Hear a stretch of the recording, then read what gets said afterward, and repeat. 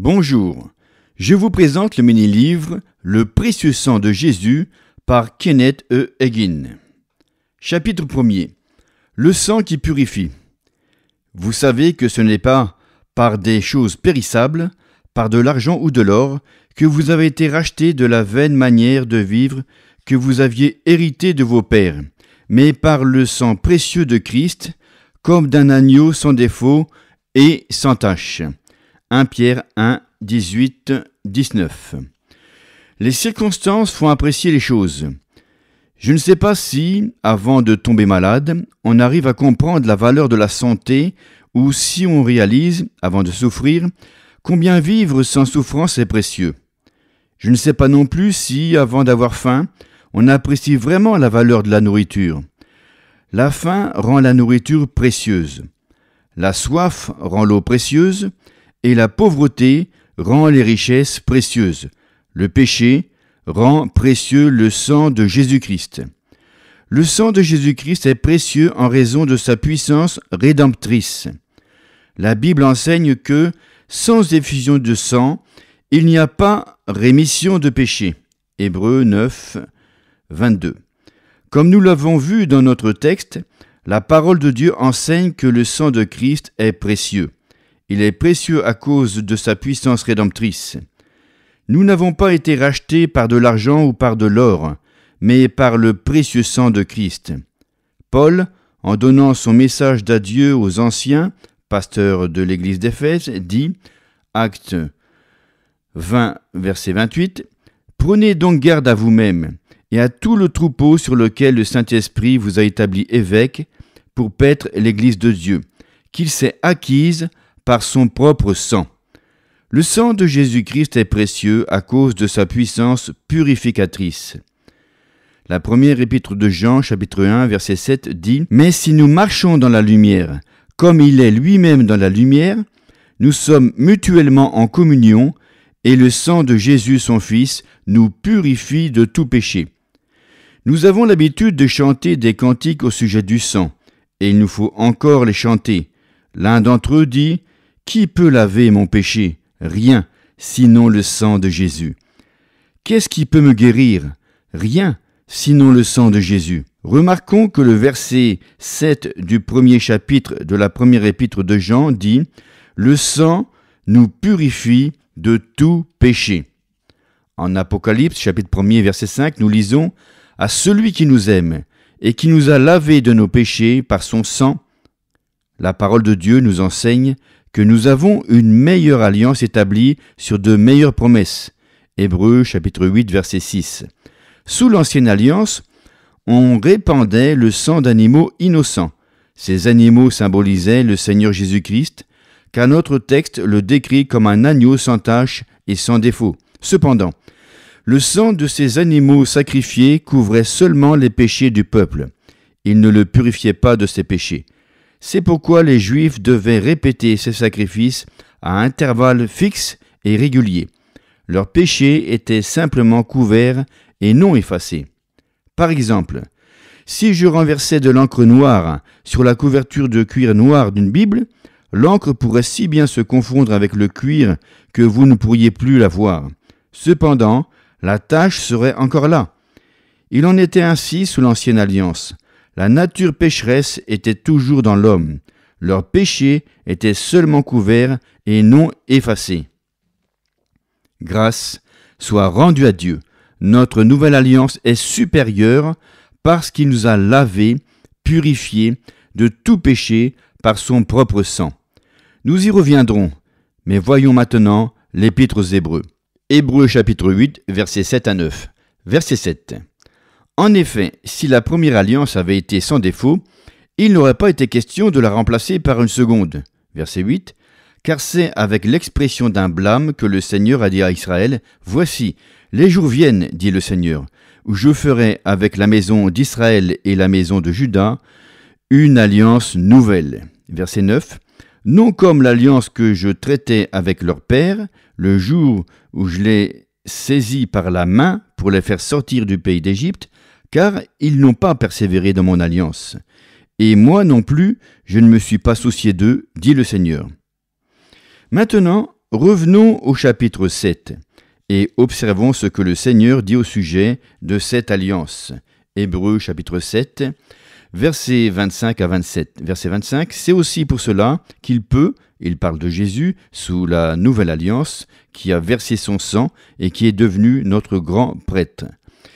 Il peut sauver parfaitement ceux qui s'approchent de Dieu par lui, étant toujours vivant pour intercéder en leur faveur. Verset 26.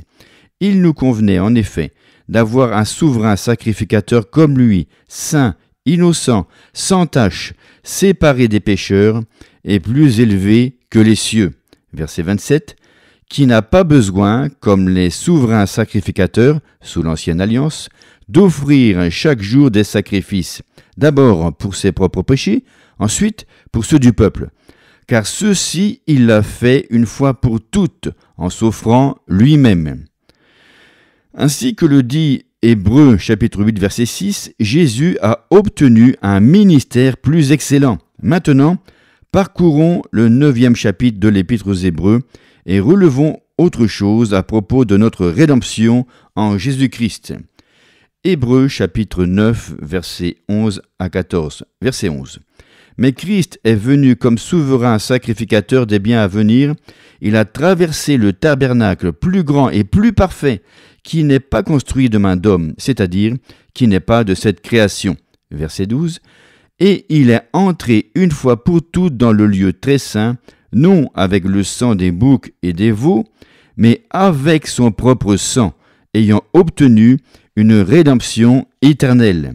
Verset 13. Car si le sang des taureaux et des boucs et la cendre d'une vache répandue sur ceux qui sont souillés sanctifie et procure la pureté de la chair, verset 14, combien plus le sang de Christ, qui par l'Esprit éternel s'est offert lui-même sans tache à Dieu, purifiera-t-il votre conscience des œuvres mortes, afin que vous serviez le Dieu vivant.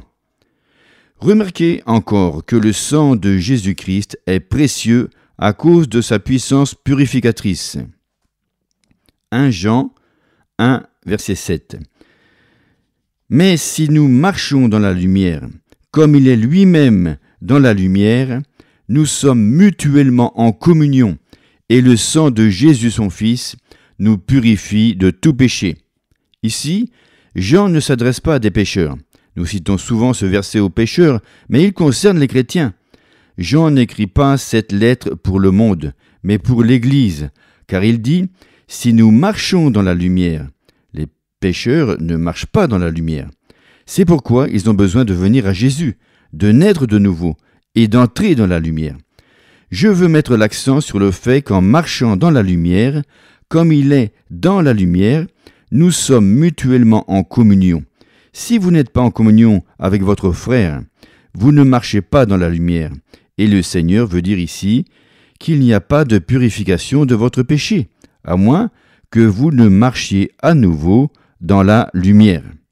Ne fréquentez pas ces petits groupes d'exclusifs qui n'ont pas de communion avec les autres. Leurs responsables disent « Non, nous vous interdisons formellement d'être en communion avec les autres. » Pensez donc, est-ce possible un pasteur qui empêche la communion entre chrétiens, entre frères et sœurs? Malheureusement, c'est fréquent dans le corps de Christ. Que penseriez-vous d'un père ou d'une mère qui dirait à l'un de ses enfants « N'aie rien à faire avec ton frère ou ta sœur ». C'est exactement la même chose lorsque ces responsables disent « N'ayez aucun rapport avec eux, n'ayez aucune relation avec d'autres chrétiens. Il n'y a que nous. Vous n'avez qu'à rester avec nous. » Ils ne sont plus en communion avec le corps de Christ. Ils déclarent que les autres ne sont pas dans cette communion, mais ce sont eux qui n'y sont pas. Ils ont besoin de se mettre en règle avec Dieu.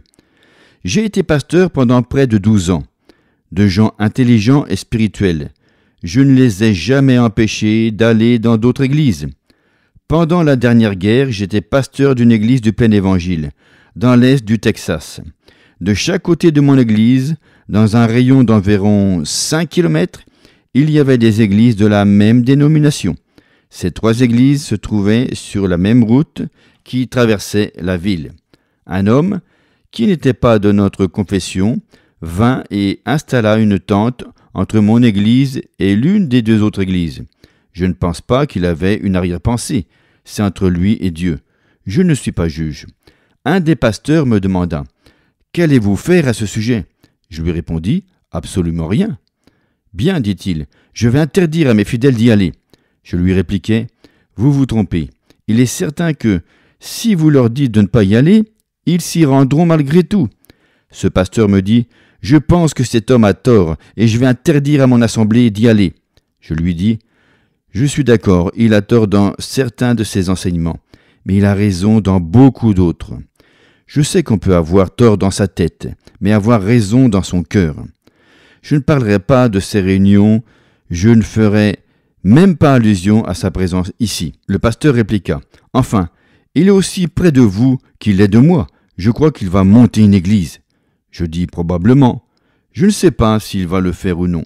Mais Dieu soit loué, il y a suffisamment de gens par ici. » « Oui, mais il est capable d'attirer certains de nos membres. » Je lui répondis « Ce n'est pas une menace pour moi.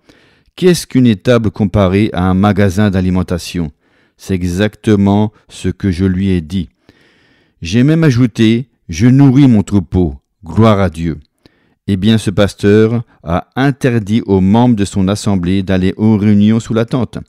Et il a perdu 7 des meilleures familles de son église. Par voie de conséquence, il a failli perdre tous les biens matériels de son église parce qu'il n'avait plus le soutien des membres les plus riches. Tout d'abord, je n'ai rien dit de la présence de cette tente. Comme plusieurs personnes étaient venues me demander des renseignements, j'ai finalement décidé de faire une annonce publique.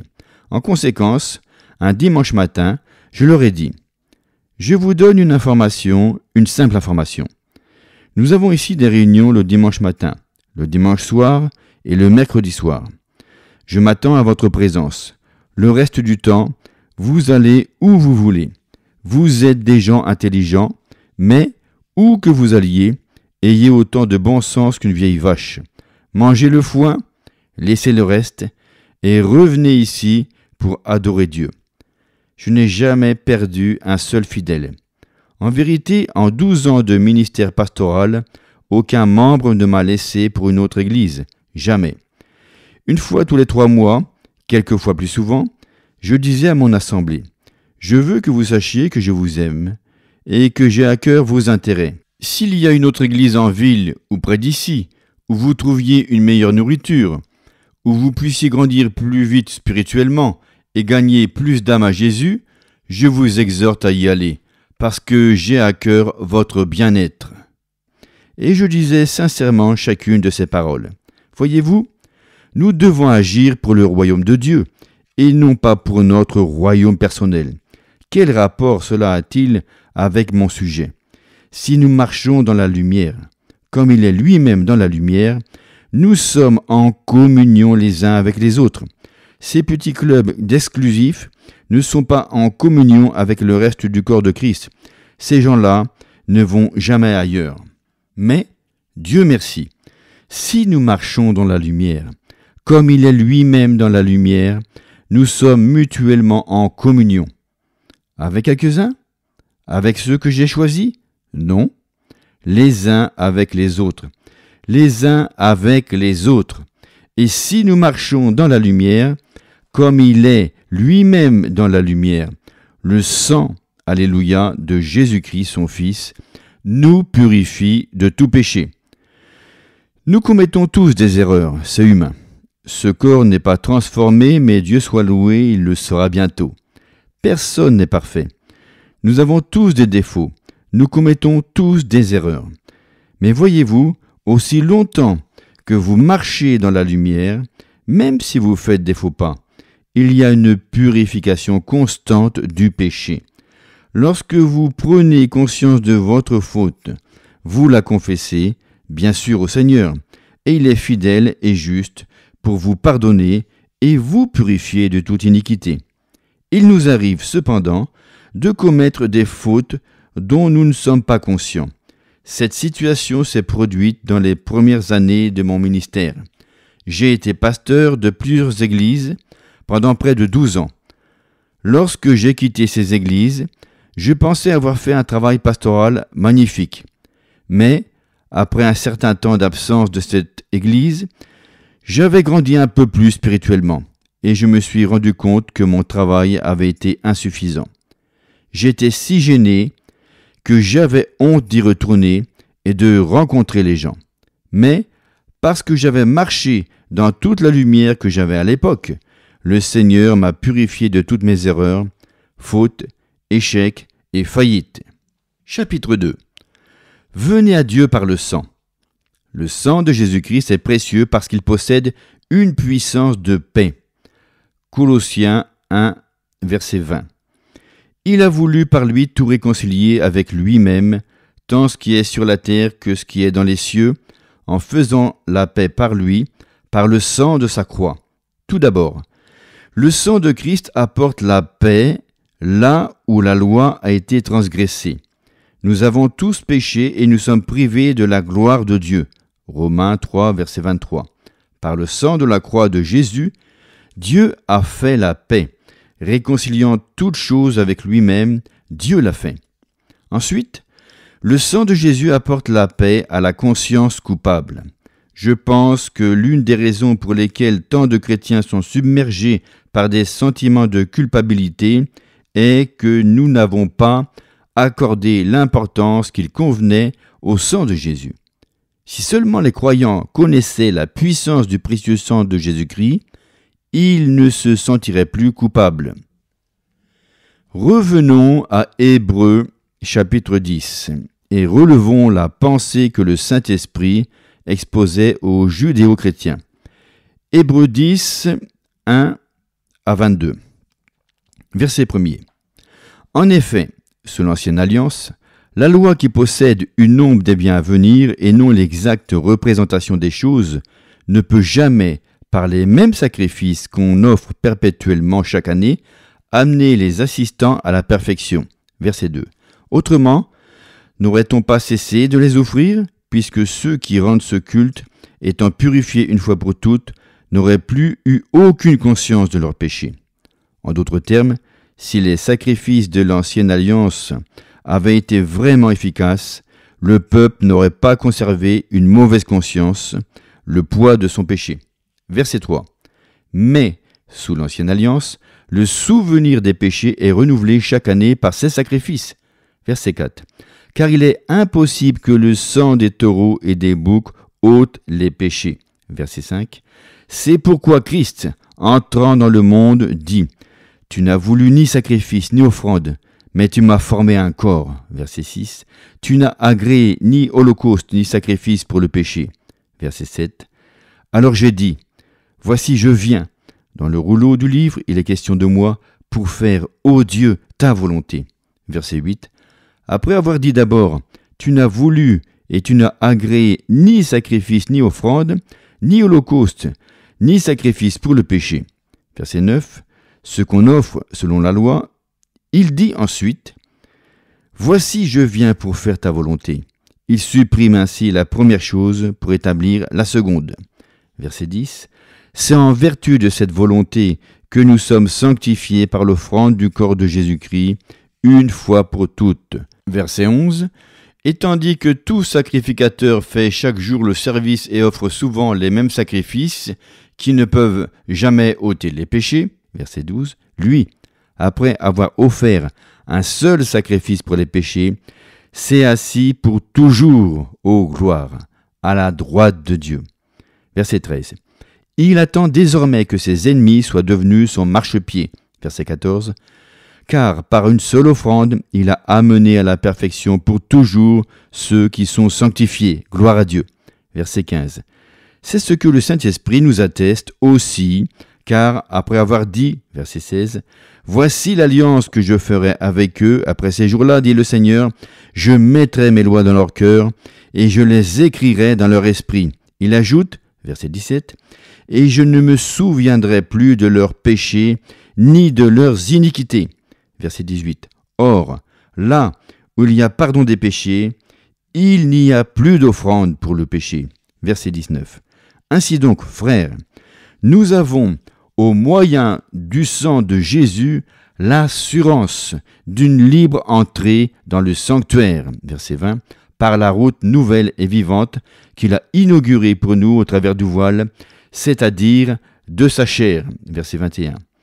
Et nous avons un souverain sacrificateur établi sur la maison de Dieu, verset 22. Approchons-nous donc avec un cœur sincère, dans la plénitude de la foi, les cœurs purifiés d'une mauvaise conscience et le corps lavé d'une eau pure. Alléluia. Ainsi, le sang de Jésus est précieux parce qu'il possède une puissance pacificatrice. Il apporte la paix, non seulement pour la transgression de la loi, mais aussi à la conscience coupable. Le sang de Jésus-Christ est précieux à cause de sa puissance de réconciliation. Éphésiens 2, verset 13 dit « Mais maintenant, en Christ Jésus, vous qui étiez loin, vous êtes devenus proches par le sang de Christ. Non, ce n'est pas vous qui l'avez fait, c'est lui qui l'a fait. C'est son sang. Alléluia.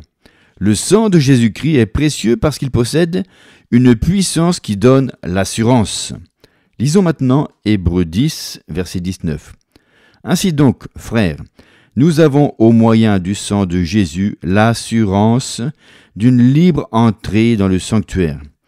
Non, vous ne venez pas en votre propre nom. Vous ne venez pas au nom de votre propre justice. Je ne m'occupe pas de vos bonnes œuvres ou de la droiture de votre conduite. Vous devez toujours venir par le sang de Jésus. Bien des gens veulent être guéris parce qu'ils sont de bons chrétiens. Bien sûr, Dieu merci, nous devrions être de bons chrétiens. Mais vous n'allez pas être guéris parce que vous êtes un bon ou un mauvais chrétien. Vous serez guéris parce que vous croyez en Jésus et dans son sang. C'est l'une des pensées les plus difficiles à faire comprendre aux gens. Je le sais, pour avoir prêché la guérison pendant un demi-siècle. Je tenais une réunion de réveil dans une certaine église lorsque le pasteur me dit « Frère Egin, vous êtes un prédicateur de foi et de guérison. J'ai une question à vous poser. » Il paraissait si sérieux que je me suis préparé à faire face à une question de choc, quelque chose de très difficile. Il me raconta l'histoire d'un homme qui n'appartenait pas à son église, mais qui lui avait envoyé un mot pour venir prier pour lui. Le pasteur alla le voir. Cet homme avait eu une attaque et ne pouvait pas parler. Je ne sais pas s'il était chrétien ou non, mais, à l'évidence, il devait croire à la guérison divine, puisqu'il cherchait un croyant susceptible de prier pour lui. Le pasteur lui fit l'onction d'huile et pria. Il résolut de revenir plus tard, lorsque cet homme ne serait plus sous l'influence des calmants, pensant qu'il pourrait lui parler et l'amener au salut et à la guérison. Le pasteur me dit, 2 ou 3 jours plus tard, j'étais de retour dans le quartier de la ville où vivait cet homme. Aussi suis-je allé chez lui, et j'ai vu sa femme qui ratelait des feuilles dans la cour. J'ai arrêté la voiture et suis descendu pour lui demander « Eh bien, comment va monsieur X ?» Elle me répondit « Bien, il travaille. » Le pasteur fut stupéfait. Il travaillait. L'homme avait eu une crise, son bras et sa jambe gauche étaient paralysés.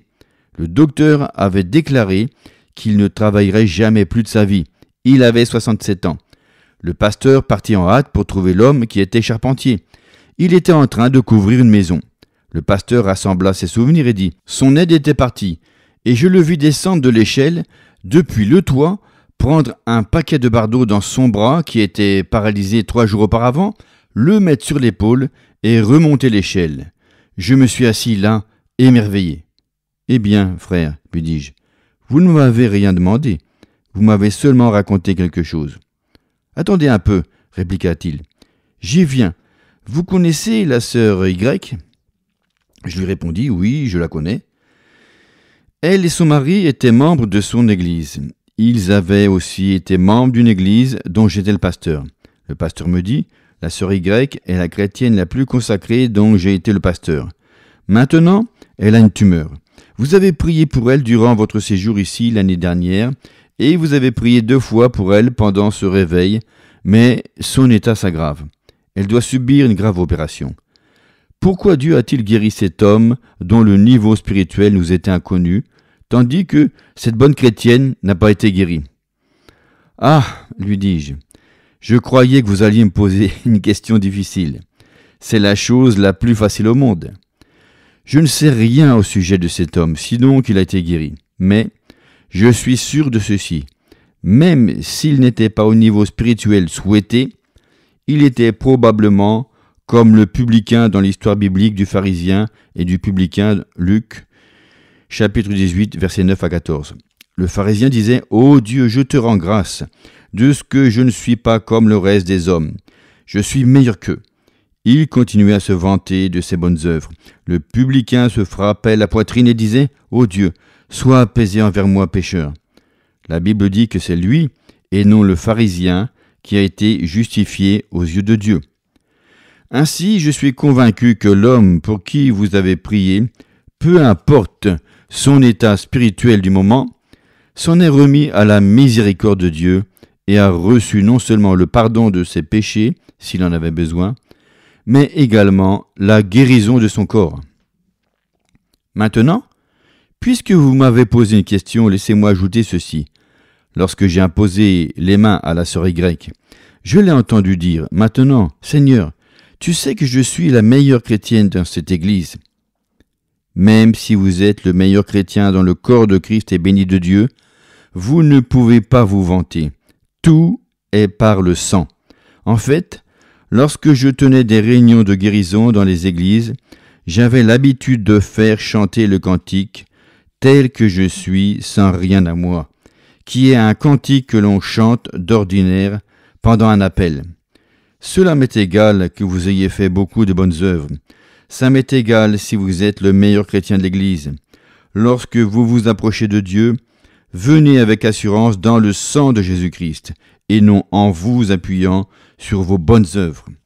Nous avons tellement entendu prêcher de façon différente que les gens se vantent d'avoir fait quelque chose. Cependant, nous n'avons pas à nous vanter de quoi que ce soit, si bons chrétiens que nous soyons. Faites simplement confiance à sa miséricorde. Nous avons vu les déclarations en Hébreux, chapitre 10, verset 19. Ainsi donc, frères, nous avons, au moyen du sang de Jésus, l'assurance d'une libre entrée dans le sanctuaire. Pourquoi ai-je cette assurance? Parce que je suis quelqu'un de grand? Parce que je suis une brave et courageuse personne? Non. L'assurance provient de ma connaissance du sang de Jésus. Alléluia. Je viens lavé dans son sang. Je viens revêtu de sa justice. Gloire à Dieu. Ce n'est pas la mienne, mais la sienne. Les 3 versets suivants disent « Par la route nouvelle et vivante qu'il a inaugurée pour nous au travers du voile, c'est-à-dire de sa chair, nous avons un souverain sacrificateur établi sur la maison de Dieu. Approchons-nous donc avec un cœur sincère, dans la plénitude de la foi, le cœur purifié d'une mauvaise conscience et le corps lavé d'une eau pure. Et vous savez que votre cœur, c'est votre esprit. » Souvenez-vous, le Seigneur a dit en Ésaïe chapitre 43 verset 25, « C'est moi qui efface tes transgressions pour l'amour de moi, et je ne me souviendrai plus de tes péchés. » Et s'il ne s'en souvient plus, pourquoi voulez-vous vous en souvenir? Bien entendu, aussi longtemps que le diable peut vous maintenir dans la pensée des fautes du passé et des faillites du passé, il a l'avantage sur vous. Dieu merci, qu'est-ce qui peut enlever mon péché? Rien que le sang de Jésus. Qu'est-ce qui peut me rétablir complètement? Rien que le sang de Jésus. Il y a de la puissance, une efficace et merveilleuse puissance dans le sang de l'agneau. Alléluia. Le sang de Jésus-Christ est précieux parce qu'il a une puissance victorieuse. Lisons maintenant Apocalypse chapitre 12 verset 11. Avez-vous revêtu votre vêtement de joie? Apocalypse 12, 11. Ils l'ont vaincu, il s'agit du diable, par le sang de l'agneau et par la parole de leur témoignage, et ils n'ont pas aimé leur vie jusqu'à craindre la mort. La parole de leur témoignage a été leur vraie confession. Nous avons beaucoup prêché au sujet des confessions de foi, et beaucoup de gens ont fait un grand nombre de confessions. mais je ne pense pas qu'ils sachent ce qu'ils devraient savoir concernant le sang de l'agneau. Le Seigneur n'a pas dit « ils l'ont vaincu par la parole de leur témoignage » ou par la parole de leur confession. Il a dit « ils l'ont vaincu par le sang de l'agneau et par la parole de leur témoignage ». J'aime une autre traduction qui utilise l'expression « à cause » dans ce verset. Ils l'ont vaincu à cause du sang de l'agneau et de la parole de leur témoignage. Ce verset nous dit qu'ils l'ont vaincu. Dieu soit loué, il y a une puissance victorieuse dans le sang de Jésus. Une puissance pour vaincre le monde, une puissance pour vaincre la crainte de la mort, une puissance pour vaincre la puissance du diable, une puissance pour vaincre le mal sous toutes ses formes. Puissance dans le sang, le précieux sang. Voyez-vous pourquoi il est si précieux? Chapitre 3. Se réclamer du sang. Une fois, j'ai entendu un orateur qui avait été pasteur spiritualiste pendant près de 20 ans, avant d'être sauvé. L'homme me confia qu'il avait été sincère et honnête. Simplement, il ne connaissait pas Jésus. Il dit que dans son église, ils avaient manifesté tous les dons de l'esprit, mais contrefaits. Si le diable fait une contrefaçon de l'église, il copie naturellement la véritable église de Dieu. Nous chantions les mêmes cantiques que vous chantez dans les églises chrétiennes, me dit-il. Mais il y avait une chose qui m'inquiétait. Nous pouvions chanter à propos du sang de Jésus ou du nom de Jésus, mais lorsque nous avons commencé à chanter « La puissance est dans le sang », les esprits commencèrent à s'agiter. En effet, Jésus a dit « En mon nom, ils chasseront les démons ». Mais n'avez-vous jamais pensé que la puissance qui est derrière est entièrement fondée sur le sang? Il faut prendre toute la parole de Dieu, et non une partie seulement, et la dispenser correctement à propos de cette vérité. Lorsque je suis entré dans l'église pentecôtiste, je me souviens d'avoir entendu l'expression « se réclamer du sang ». Avant d'approfondir les Écritures à ce sujet, j'ignorais de quoi il s'agissait. Toutefois, j'avais remarqué que les pentecôtistes obtenaient des résultats et on ne peut pas discuter avec le succès. Vers cette époque, j'ai lu un témoignage public dans un journal pentecôtiste. L'auteur était un missionnaire, une femme, qu'on avait laissé dans un village indigène pour s'occuper de l'église, tandis que les autres missionnaires étaient absents. Elle se rendit dans le quartier principal du village où elle était en train de contrôler des marchandises, lorsqu'un scorpion la piqua. Elle se trouvait dehors, dans la rue, quand il s'attacha à sa main, à la vue de nombreuses personnes.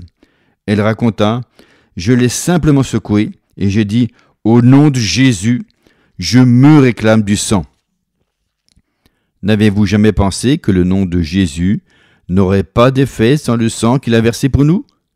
Les deux sont inséparables. La femme missionnaire remarqua que tous la regardaient, attendant qu'elle meure, parce que personne n'avait survécu à la piqûre de cette sorte de scorpion. Il n'existait aucun antidote. Mais la sœur missionnaire reprit son chemin, simplement, en direction de la petite mission. Tout le village la suivait, attendant toujours qu'elle tombe raide morte, mais rien n'arriva. Elle entra dans l'église et les gens du village entrèrent après elle. En fait, ils ne pouvaient pas tous entrer dans l'église. Comme l'église était pleine, elle décida de tenir une réunion, bien que l'on fût au milieu de l'après-midi. Cette femme n'a jamais été affectée par la piqûre du scorpion. Elle avait dit « Au nom de Jésus, je me réclame du sang contre cette piqûre. » Vous voyez, sa manière de comprendre le sang était un peu différente de celle de la plupart des gens. Aussi, j'ai relevé cette phrase. « Au nom de Jésus, je me réclame du sang. » De la bouche de ces pentecôtistes, et pendant toutes ces années, j'ai toujours réclamé le sang au nom de Jésus. Il y a de la puissance dans le sang. Gloire à Dieu. Il est pleinement efficace pour moi, et il le sera aussi pour vous. Et ils l'ont vaincu, le diable, par ou à cause du sang de l'agneau, et par la parole de leur témoignage, confession. Le sang de Jésus-Christ est précieux parce qu'il possède la puissance d'inspirer des cantiques. Apocalypse chapitre 5 verset 9. Et il chantait un cantique nouveau en disant « Tu es digne de recevoir le livre et d'en ouvrir les sceaux, car tu as été immolé et tu as racheté pour Dieu par ton sang, gloire à Dieu, des hommes de toute tribu, de toute langue, de tout peuple et de toute nation. » C'est un cantique nouveau pour de nouvelles âmes dans une nouvelle sphère. Voyons encore Apocalypse chapitre 1er verset 5. À celui qui nous aime, qui nous a délivrés de nos péchés par son sang. Prière. Père céleste, merci pour ta parole précieuse et sainte.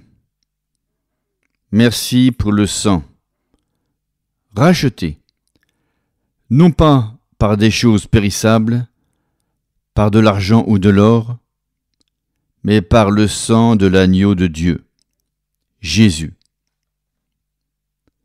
Merci, Père céleste, pour la communion que nous avons avec le Père, avec le Fils et avec le Saint-Esprit. Nous sommes en communion les uns avec les autres parce que nous marchons dans la lumière. Et le sang de Jésus nous purifie de tout péché. Je suis pur. Je suis pur. Je suis pur à cause du sang de Jésus-Christ qui m'a rendu pur. Il a ôté le péché par son sacrifice.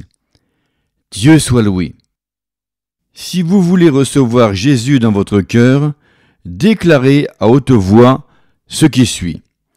Bien-aimé Père céleste, je viens à toi au nom de Jésus-Christ. Ta parole déclare « Je ne mettrai pas dehors celui qui vient à moi ». Jean 6, 37. C'est pourquoi je crois que tu ne me repousses pas, mais que tu m'acceptes. Je t'en remercie. Ta parole déclare aussi « Quiconque invoquera le nom du Seigneur sera sauvé ». Romains 10, verset 13. Je fais appel à ton nom et je sais que je suis sauvé.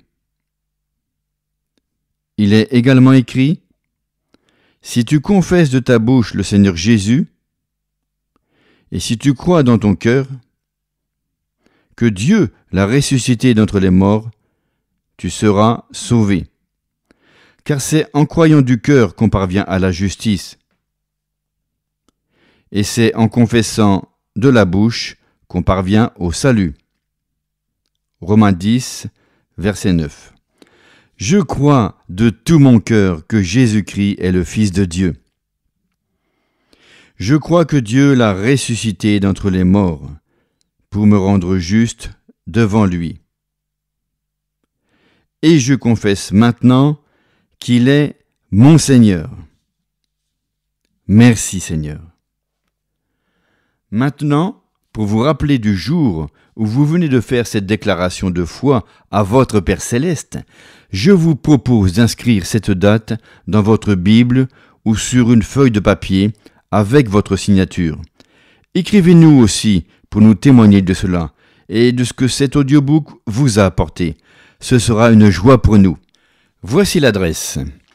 Édition Victoire. Boîte postale 1357 06006 Nice, CEDEX 1, France. Notre contact email info@édition Victoire en un mot, édition au pluriel, .com. Je répète, info@éditionvictoire.com. Au revoir.